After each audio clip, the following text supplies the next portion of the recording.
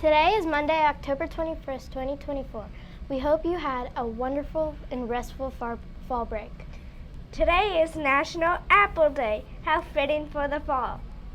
October 21st is a day dedicated entirely to celebrating all things apple. Apple pie, applesauce, and apple crisp. The list goes on and on. Here are some activities to do on Apple Day. Eat an apple. The clear and obvious choice. Make the day to keep the doctor away and enjoy a nice, crisp, juicy apple. Maybe even try a completely new kind of apple, an opal apple. Plant an apple tree. Do some preparation for next year's National Apple Day and plant an apple tree in your yard. For your future self will thank you. Be sure to ask an adult for help.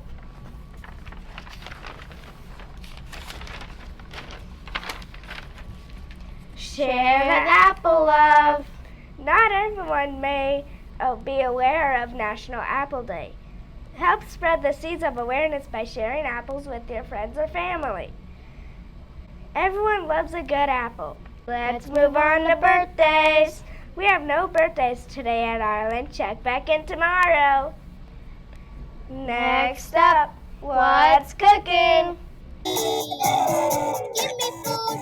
food, this girl's gotta eat. Give me food, this girl's gotta.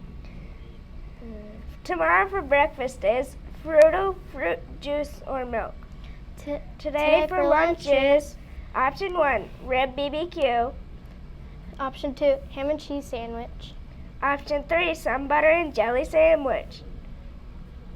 Your hot side is mixed vegetables. Yum, sounds delicious. Be sure to use your manners when going through the lunch line. A simple please or thank you can go a long way. Monday, so let's talk mindfulness. Today's strategy is called Breath of the Rolling Otter. Watch and try it. This is the breath of the rolling otter. To start, you're going to shake your arms for 30 seconds just by the sides of your body, just like this. So you're going to do that for 30 seconds. And then what you're going to do is you're going to breathe in for 3 seconds.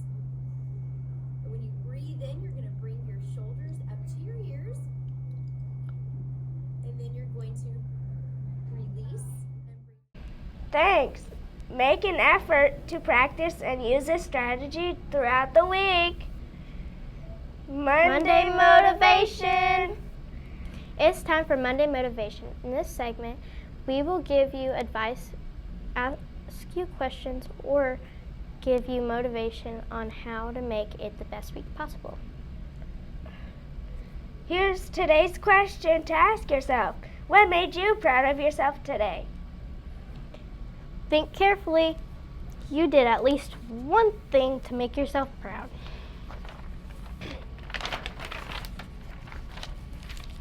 In other news, the Great American Shakeout occurred while we were on fall break. Today we are going to practice what we would do if we experienced an earthquake. watch this short video to describe what to do during an earthquake. Earthquakes happen every day.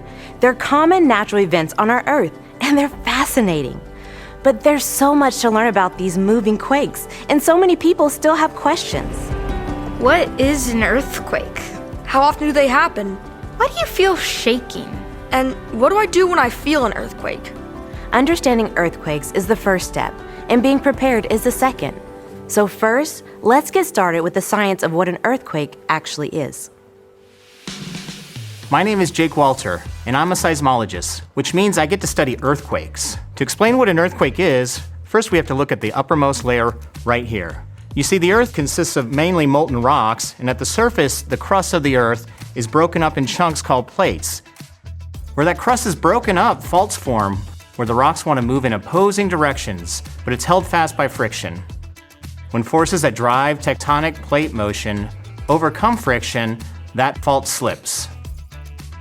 Now, the Earth is elastic, much like a rubber band, and when faults slip, it can send energy throughout the Earth. Now, when earthquakes are big, they can create very large waves that can shake the ground violently. If a house or a school is in the way, it will shake and can lead to damage that might lead to an injury from something falling. This can happen in just a matter of seconds, so you need to move quickly. That's why it's important to know what to do when you feel an earthquake so that you can take immediate action and keep yourself safe. Okay, so we're gonna do a test. Are you guys ready? Okay, so let's pretend that an earthquake is happening right now. What would you guys do if that happened? Run. Okay, that's a good one. I'm not sure. That's perfectly fine. So, when an earthquake happens, there's 3 steps that you need to know to be prepared. Drop, cover, and hold on. So, let's pretend an earthquake is happening and you feel it right now. So what do? First, you drop.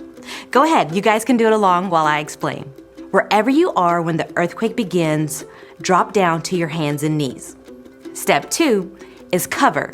Cover your head and your neck with your arms to protect against any falling objects or debris. And step 3 is hold on. Use one hand to hold onto your desk and use the other hand to continue to protect your head and your neck. And be ready to move just in case your desk or your table shifts around. So that's it. Those are the steps that you need to be able to do in an instant. Drop, cover, and hold on. And those steps, they work at home as well. So now, all you have to do is just practice, so that way you can immediately respond and do those steps just in case an earthquake happens. But are you supposed to get into a doorway when there's an earthquake? No, actually not. A lot of people think so, but the safest response is the drop, cover, and hold on method. Can't you just run away from an earthquake? Earthquakes happen quickly. You can't outrun them, so it's best to stay put and take cover. Don't earthquakes happen only like once every couple years? Earthquakes actually happen quite often. We detect many that can't be felt by people every day. Do I need to be scared? People all across Oklahoma are monitoring earthquakes to learn more about them every day, as well as to help us learn how to build safer buildings and be prepared. Earthquakes are a natural, fascinating part of our world. When you understand how they work, it's amazing to realize how connected our world is.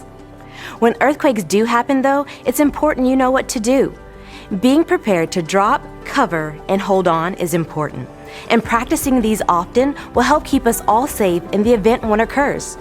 Practice these steps, stay safe, and keep learning. This is only the start to understanding the fascinating world of earthquakes. Your class will practice this drill sometime today. Be sure to listen carefully. Teachers, remember that this drill will not be announced over the loudspeaker, but needs to be practiced sometime today. Thanks.